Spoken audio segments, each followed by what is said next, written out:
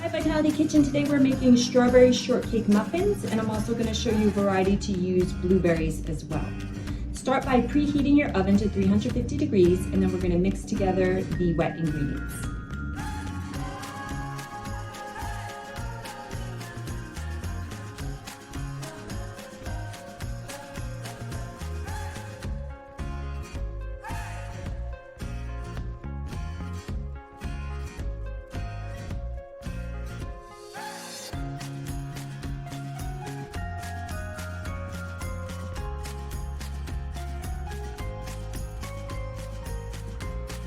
Next, we're going to add the dry ingredients and blend them together. Next, we're going to add the strawberries to the batter. You could also add blueberries to your mix.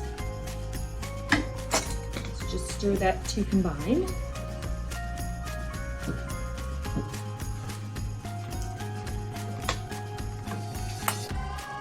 And put it in the cupcake liners.